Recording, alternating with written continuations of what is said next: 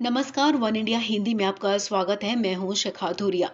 असम में होने वाले विधानसभा चुनाव को लेकर बीजेपी ने इस बार अपनी रणनीति में बड़ा बदलाव किया है।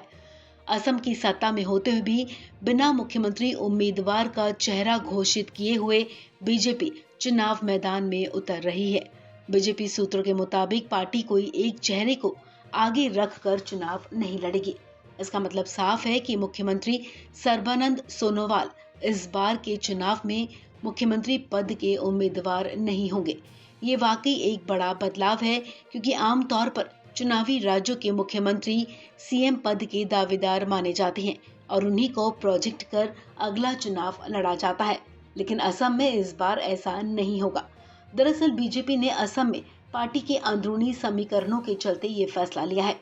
असम में हेमंत बिस्वा शर्मा और दिलीप सेकिया जैसे ताकतवर नेताओं की मौजूदगी मुख्यमंत्री सोनोवाल पर भारी पड़ रही है। वो इसलिए भी क्योंकि सोनोवाल आरएसएस और बीजेपी की पृष्ठभूमि के नहीं है।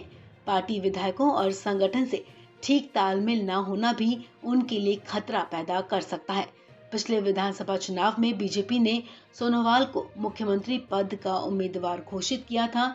तब वो मोदी सरकार में मंत्री थे, लेकिन अभी स्थानीय समीकरण कुछ और ही तरफ इशारा कर रहे हैं।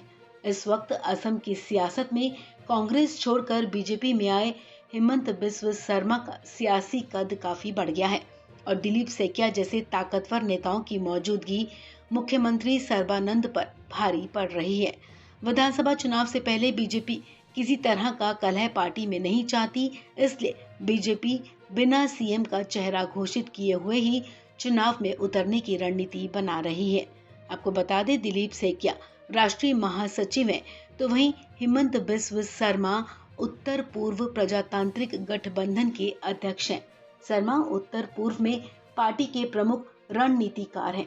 हेमंत बिस्वा शर्मा पूर्वोत्तर में बीजेपी के सबसे मजबूत स्तंभ हैं और पार्टी के सबसे बड़े संकट मोचक भी माने जाते हैं।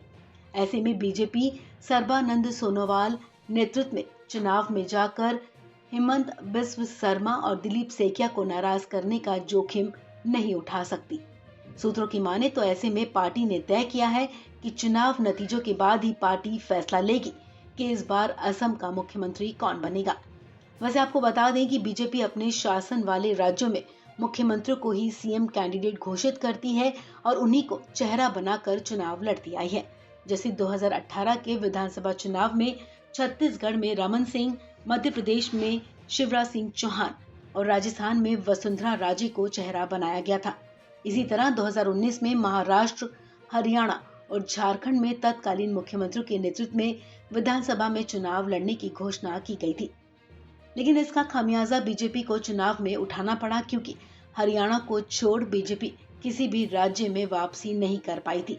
ऐसे में बीजेपी ने इस बार अपनी रणनीति बदल ली है और असम में बिना सीएम कैंडिडेट के चुनाव मैदान में उतरने का फैसला कर लिया है।